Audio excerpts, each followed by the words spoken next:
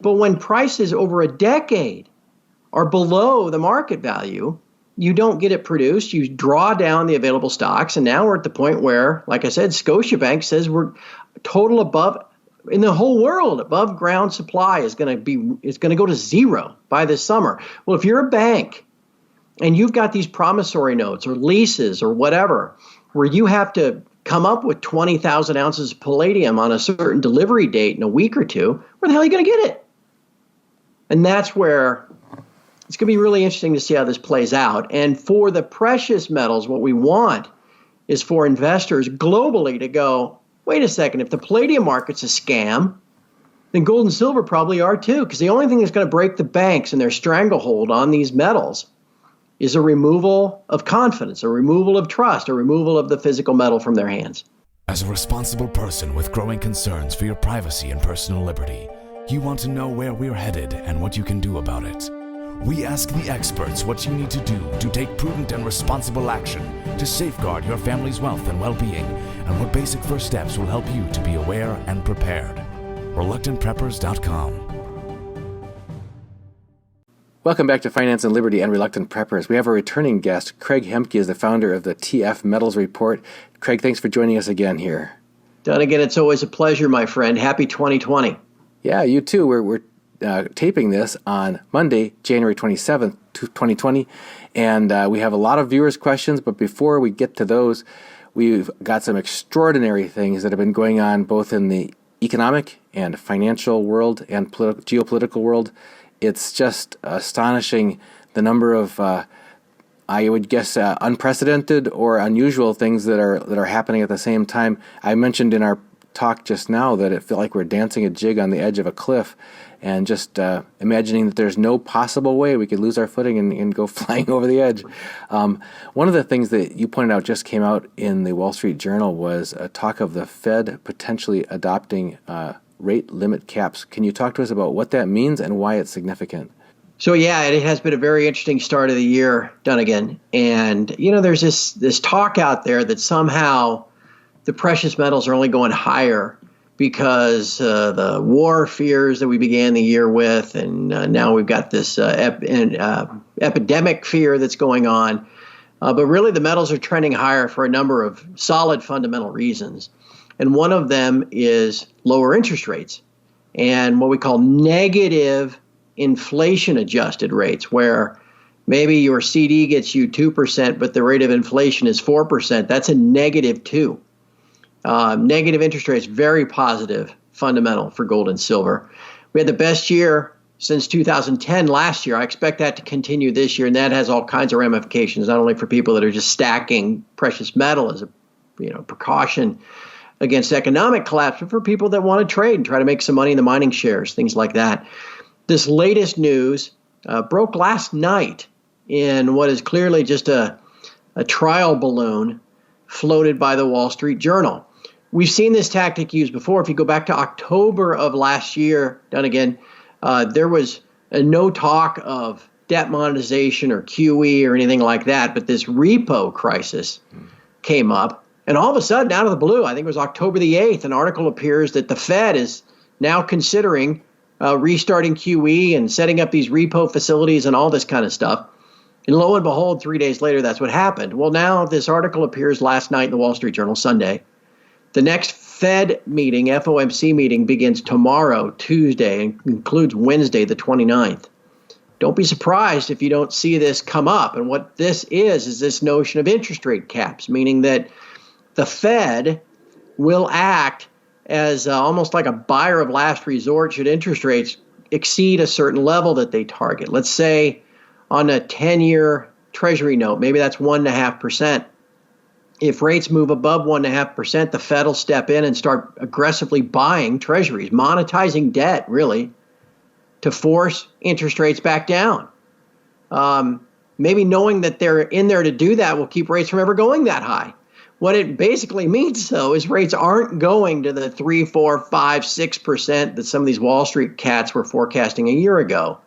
And now you're back to what I was just saying is a very fundamentally sound environment for precious metals to go up, and that is declining interest rates, money printing, negative real or inflation-adjusted rates. that condition is going to persist this year and into next. And so anybody that's stacking precious metal against, an economic reset, economic collapse, something that, like you said, is suddenly a lot more visible than it was even a month ago. And now's the time to be doing it because, your dollars, you're just going to get less bang for your buck in the weeks and months ahead as dollar prices rise. You'll be able to buy less of it. So quick question. For one thing, they may be now getting close to officially admitting something that I know Gregory Mannarino and others have been claiming that that the Fed has been doing all along is ever since there was an inversion of the yield curve last year, that basically been doctoring it up by doing exactly what you're describing, going in and buying whatever amount of bonds is necessary to force the curve to look healthier than it looked for a while there when nature was starting to take its course. Right. But secondly, help us understand, why is a low interest environment bullish for precious metals as opposed to the opposite, where is it because people can't in a negative, it gets you closer to a real negative real interest rate, therefore your cash is not going to do any good sitting in savings, you might as well put it someplace to protect it, kind of thing? More or less. Exactly. Okay. Especially you get around the globe where you have negative actual interest rates. Mm-hmm. We had the largest jump since 2016 last week, the largest weekly jump in the total amount of negative yielding debt around the globe was over it went from $11.3 trillion to $12.4 trillion in a week. So put yourself in the shoes of a German citizen who not only at the first of the year just got a new restriction from his or her government saying that you can't buy more than 2,000 euros worth of gold anonymously anymore. It used to be 15,000 euros, then they cut it to 10. And now you can't buy more than 2,000 euros of gold a day without telling the government who you are and what you're doing. So they're already, making it look like, they're trying to close the back door. And why would they be doing that? Because interest rates in Germany are negative. And then your euro currency has all kinds of risk attached to it. So you look around let's just say as an individual investor or a hedge fund or an institution. We've seen this. Munich Reinsurance is a big holder of physical gold. And why? Because you can either hold cash, in this case euros or even dollars. So that cash is being constantly devalued by the banks that are printing more and more of it. You hold it in a bank where the bank actually charges you.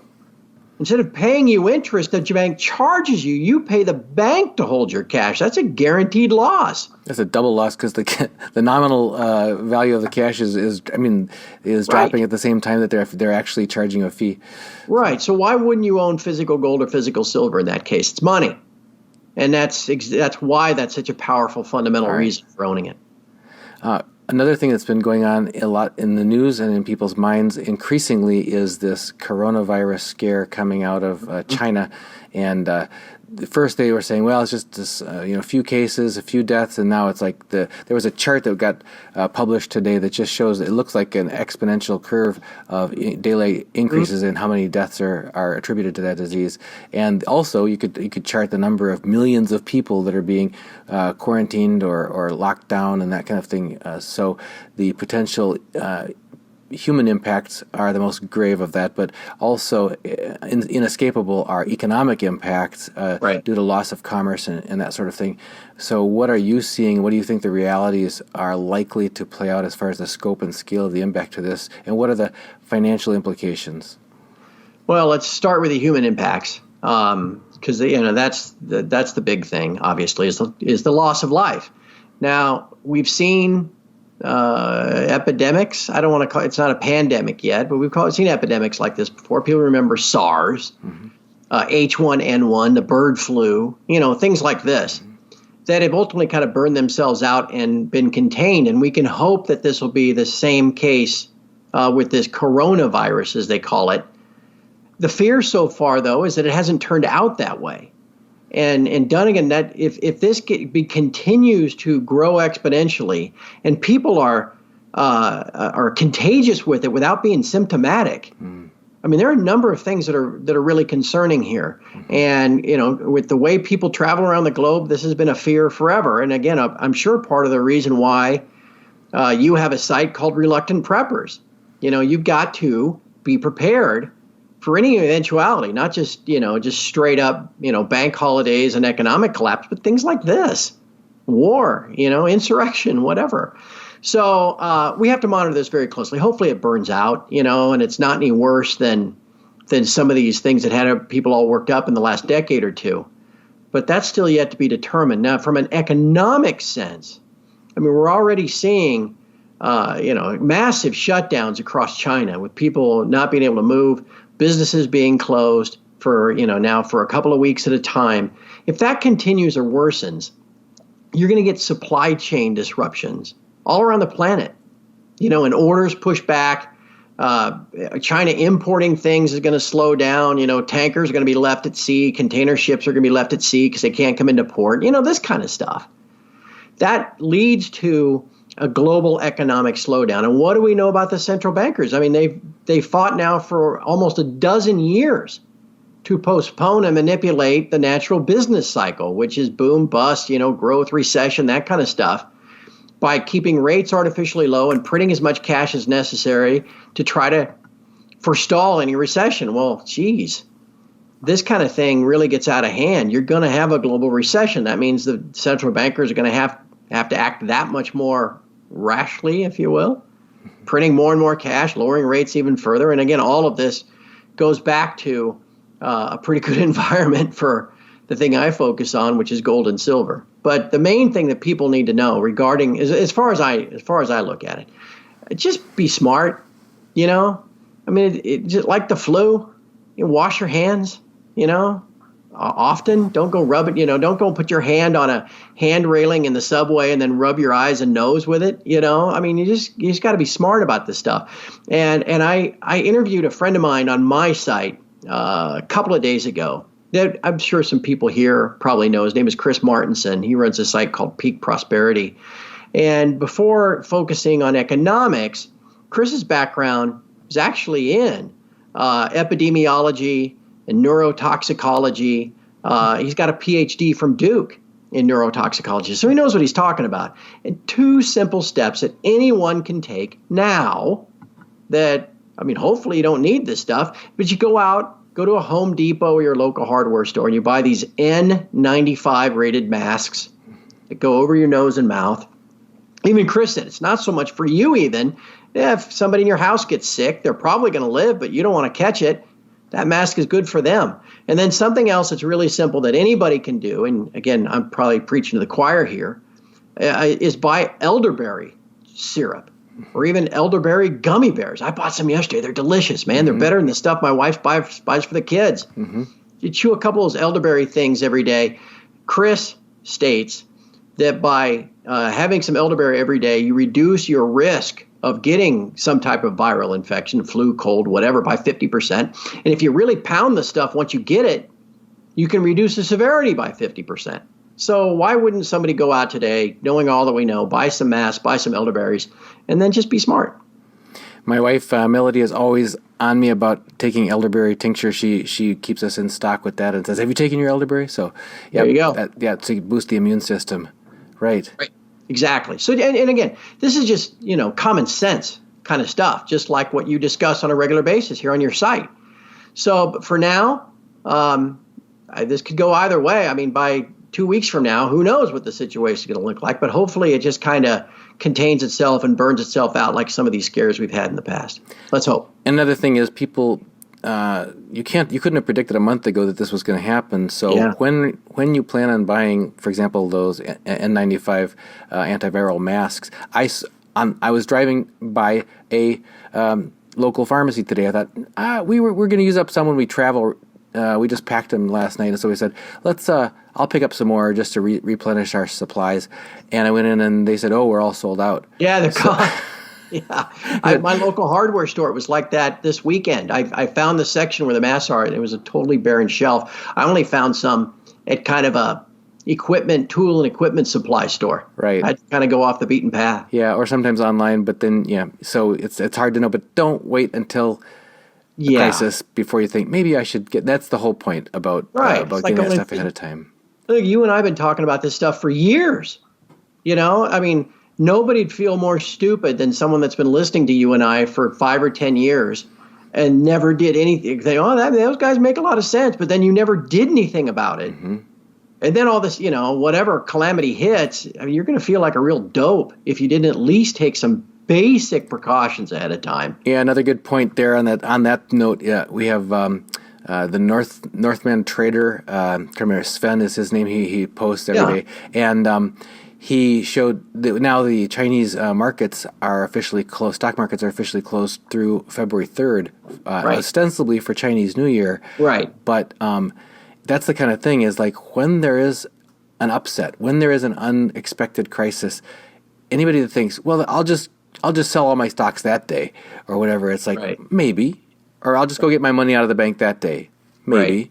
Right. But maybe you won't have access to. So you can't just assume that things are going to be situation normal when things go upside down. Right. So, well, we've also got a lot of viewers' questions that have been submitted for you, Craig. If we can get into some of those, it'd be awesome. Great. We've got a question here from Political Prisoner 2 who asks, Craig, please tell me what is up with Palladium. Should I buy, sell, or hold?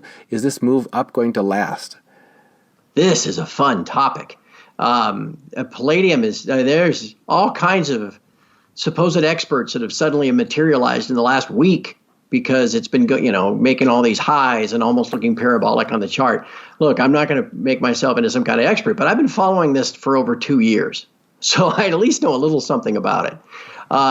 Palladium has been mispriced through these futures contracts and futures markets now for over a decade. And when you run a market based off of a price that is below the fair market price, you're going to run out of things. Think of it as like if I'm a car dealer and the fair market value for all my cars is $20,000 and I'm selling cars and I mark them down to $5,000. I'm probably going to sell out of cars, right? By having the appropriate price where supply meets demand, okay, everything's in equilibrium. That's not what palladium is. That's certainly not what gold and silver are either. They're run the same way in this fractional reserve, really digital derivative scheme of trading futures contracts. So anyway, palladium's been in a supply deficit now for nearly a decade. Some bullion banks like Scotia Bank put out a report last week that said the total available of above ground palladium may totally disappear by this summer. Okay? So you got all these banks in London that operate, just like they do in gold and silver to deliver metal through London. You've got the Comex market in New York, and we're quickly running out of physical palladium. This has been a situation now. It's been building for the last couple of years. I've been writing about it since this time in 2018. So what you're seeing in price is a situation where price is being driven by a lack of physical supply, a true physical supply squeeze. And these banks, which make the markets and deliver the metal globally, just don't have any. They've made promises to deliver physical metal, gold, silver, the like, and palladium, but they don't now have the palladium to actually deliver because we're running out of it, that which is above ground. And so palladium goes through these periods of pullbacks. In just the last 12 months alone, we've had 6 now, 10% pullbacks, sharp too, in 2 or 3 days. We're in one right now. And then all that does is set the stage for the next move higher. I don't see the situation changing. This is going to be a really big story as we go through the year. And what it means, the big significance of it for precious metals investors, gets back to the fact that these markets are structured the same way for gold and silver. You've got all these derivatives and promissory notes and unallocated accounts where people think they own gold and silver, but they just own paper promises.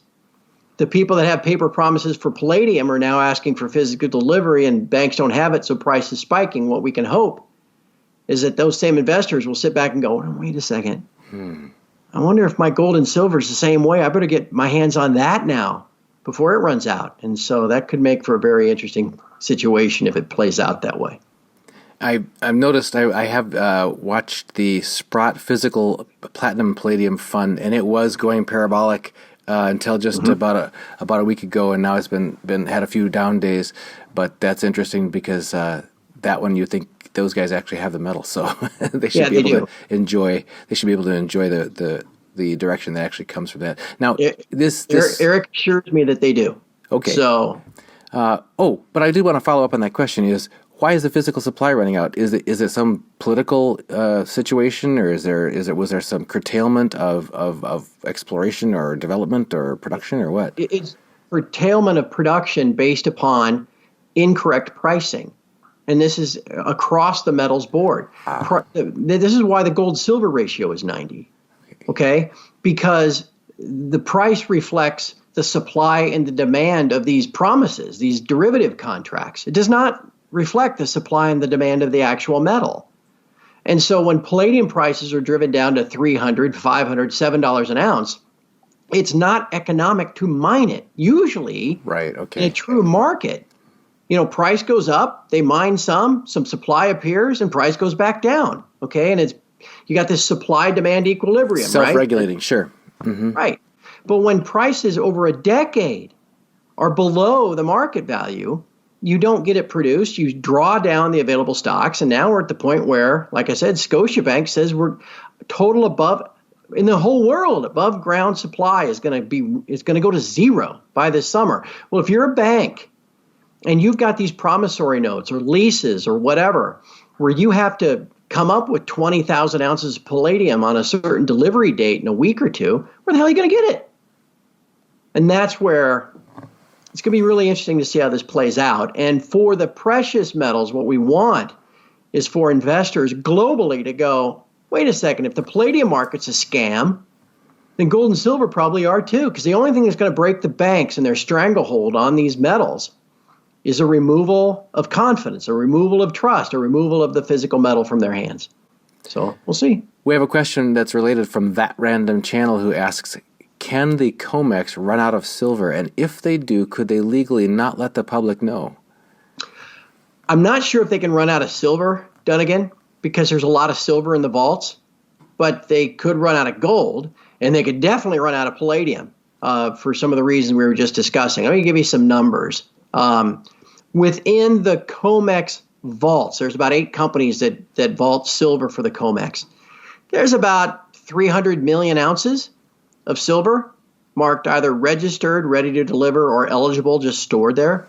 Okay, Comex tells us what the CME group tells us, and we'll relate this back to palladium too to give you some idea of the shortage and the stretch in palladium.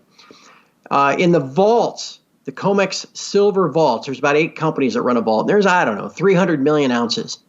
JP Morgan's got about half of it.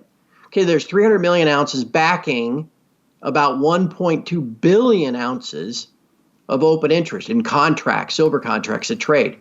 So that's a ratio there, counting it all together, of about 4-1. In gold, there's about 8 million ounces, but yet there's 80 million ounces of gold contracts. So that ratio is about 10-1. In palladium, there's 26,000 contracts at 100 ounces per contract. That's 2.6 million ounces. Yet there's only about 38,000 ounces of palladium in the vaults. That's like 80-1. Okay? So will there eventually be a silver collapse on the Comex? Maybe only if the palladium collapses through that extreme leverage. And then people look around and say, well, wait a second. Well, you're playing the same games with my gold and silver. Give it to me now. You're not holding this stuff for me. And then these all this leverage unwinds. And so I'm not sure that we'd ever see the silver Comex is collapsing like some of the headlines from 10 years ago.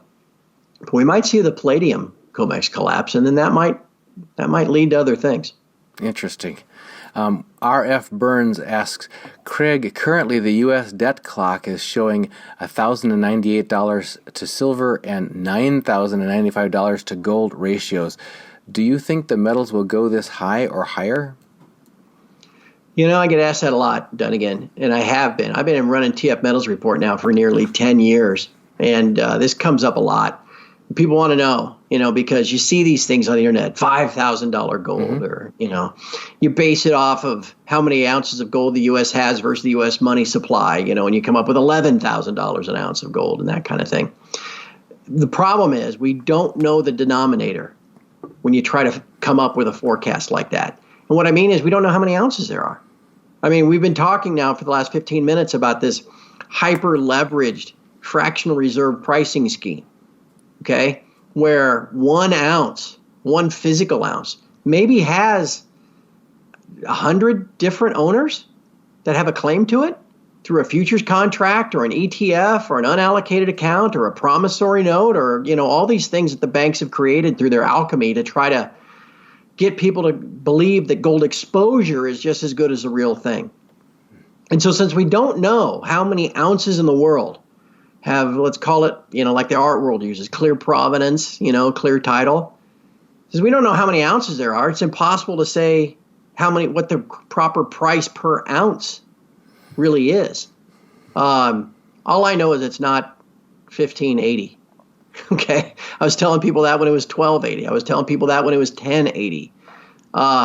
When this scheme collapses, when the banks are finally called to deliver metal that they don't have, and people realize that all they're holding is a bunch of paper promises, and there's a scramble for actual physical ounces. When that scheme collapses, the price is not going to be discovered to be $1,580 an ounce. It's going to be considerably more.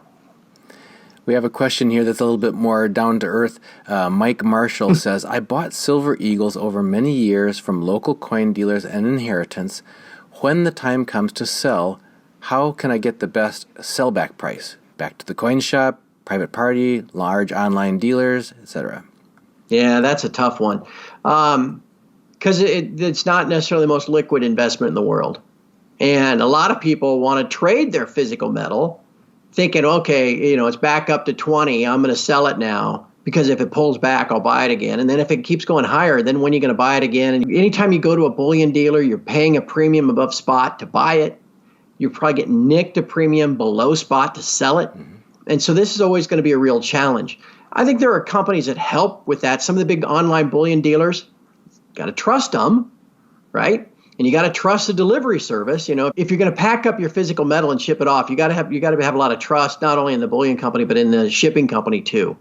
Your local coin shop is handy, but they're not going to give you the best deal either. So that's always going to be the challenge is how to sell it and when to sell it. If it's not an emergency, hopefully you'll have time to figure that out when the time comes. There are companies that I trust, and I'm sure you've got some too, Dunnigan, that I think can be useful for that. But maybe there are other strategies people can employ than actually sell the physical metal.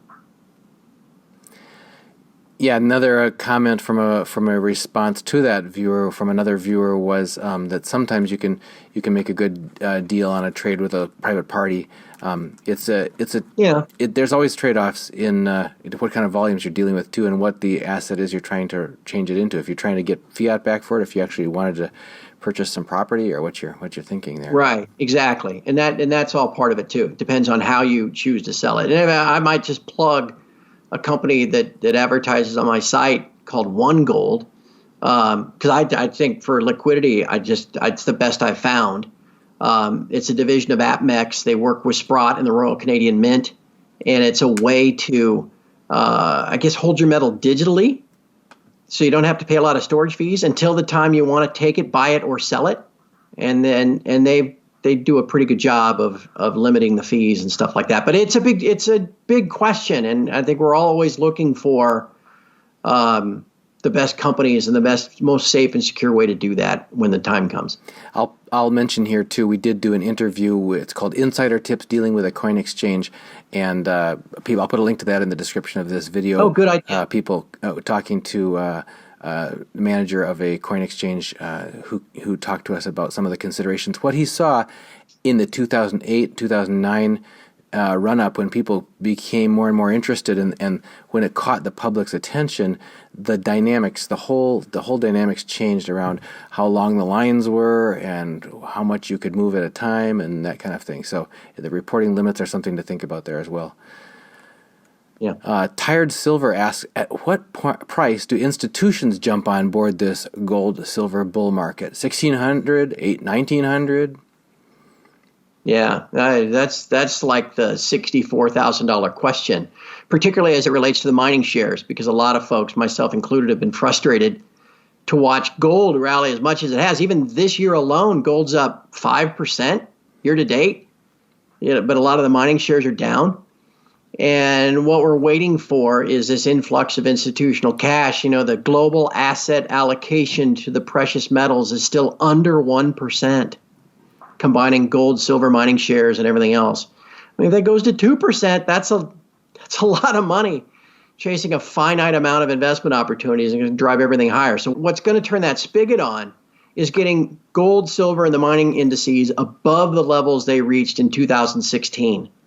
I think those are the levels that are being watched. Now, gold is above. Gold got to $1,360 in 2016, and we're $200 higher than that, but silver's not. The GDX is not. The GDXJ is not. The HUI index is not. I think a lot of folks were burned in 2016, thinking that the bear market had ended and things were going higher, and all of a sudden the rug pulled out from under them. And so the shares remain kind of in the realm of the day traders. We can get, I think the GDX broke down in April of 2013 below 33. It's now about 29. So we get another 10% from here. Start getting above 33. That's also where it kind of peaked out in 2016. We get above there, that's going to get a lot of people's attention. The GDXJ needs to get up another 10%. The HUI needs to get up about 20% and get silver into the 20s. And all those factors will combine to drive that global asset allocation. Again, it peaked at 8% in 1980. And I'm not saying we go back to 8% of all, global portfolios. Institutions, pension funds, and the like will own precious metals equivalents. But geez, if we just go from 1 to 2 or 2 to from there to 3, that's going to be that'll be chasing into the sector that's got to go someplace, and that's going to create a pretty good situation to be invested in. Okay, one last question then. We've got one from Ronan Returns who says, Craig, for those who have invested in and are holding in their possession gold and silver, especially in larger amounts, do you see any risk that the transactions and companies would be subject to government oversight or their customer records being accessed in the event of some mandatory confiscation, seizure, or limitation? I think there's always that risk. Now, it was a lot easier to confiscate people's metal in 1933, right, than it would be in 2023. But I mean, look at this government that we have. I mean, would you want to guess that they can't do that or won't be willing to do that? Now, the amount of actual gold in private hands in the U.S. is so small that I'm not sure it'd be worth the trouble. Okay, so let's keep our wits about us in that regard. And silver too, and silver has been used as a monetary metal now for decades, and so I probably don't have to worry about that. I think maybe a greater concern would be that the government would impose some kind of windfall profits tax. Mm-hmm. And say, oh, you greedy, SOB, you bought all that gold at $1,000 or $1,500, and now it's worth, $15,000. If you go to sell it, we're going to tax you at 90%. Yeah, I can see something like that, probably more so than I can see somebody showing up at my door and demanding that I open my safe. But again, everybody listening to us knows the draconian measures that governments now take. I wouldn't put anything past them at this point. And yet, it may be still one of the few ways that people have left to preserve and protect, their right. nest egg then that's still available to them. So, no doubt about it. And one last thing. I haven't had to really. I've mentioned this now for several years, but people ask all the time. How much gold should I own? What's the proper asset allocation for anyone? And that's individual preference. All I know is it's not 100%, right? Nobody would put everything into just one investment. But I do think since gold is, let's call it net worth insurance or, financial well-being insurance or whatever, perhaps a general rule of thumb is this, and I've used this for years.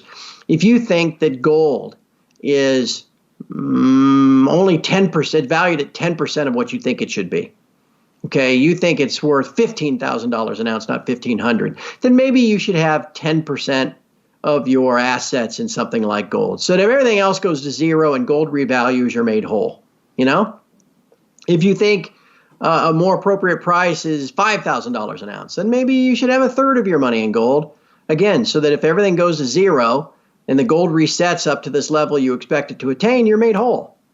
Just like any other insurance policy. And really, that's what physical gold and silver are. They're wealth protection. They're wealth insurance. You hope, just like your fire insurance, your auto insurance, your health insurance, you hope you never need it.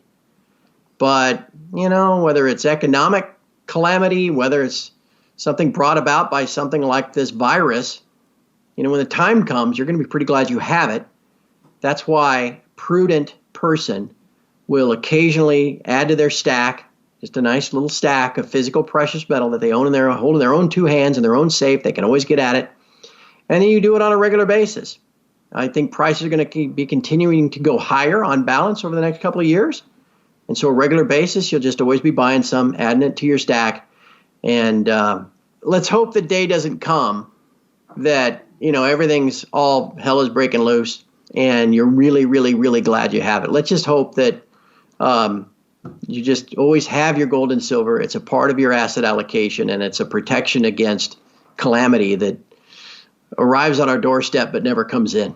I don't know a better way to put it. Well, Craig, if people want to follow more of your work and you talk on these subjects with your subscribers who are very avid supporters, well, where can they find you? Yeah, they're astute people. They make the community. They make the site. It's TFMetalsReport.com. I mentioned earlier, I've been doing it now for almost 10 years. I was a young man when this started. And look at me now. I got these bags below my eyes. My hair is turning gray. I got hearing aids. That's what precious metals do to you, I suppose, after 10 years. I think time affects people regardless of whether they have precious metals, but good. But it's like I compare myself like to Obama and Bush and these guys, they were young men when they took office, and 8 years later, they look like they're ready for the nursing home. And that's kind of what's happened to me too. But anyway, TFMetalsReport.com. I just can't emphasize enough. Yeah, I want people to join my site, but I don't think there's ever been a time to actually do it. The way this year is starting and with all the things coming over the horizon, please stop by TF Metals Report, kick the tires, check it out. And I think now would be a great time to join. Well, Craig, thank you for joining us this time again on Finance and Liberty and Reluctant Preppers. My pleasure, Dunnigan. We'll talk again soon.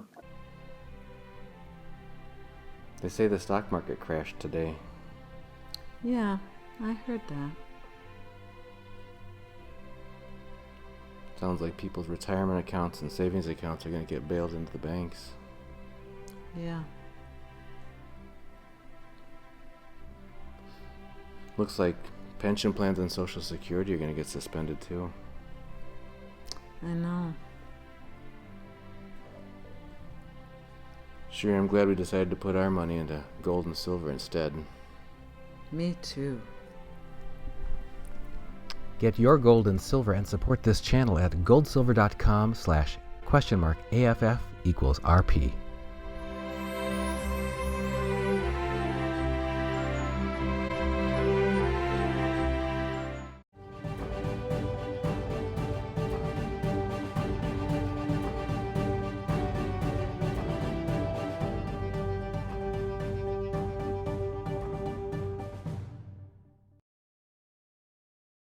Reluctant Preppers provides educational awareness and commentary only.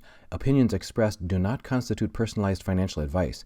Viewers are encouraged to do their own research and seek qualified personal financial consultation before making investment decisions.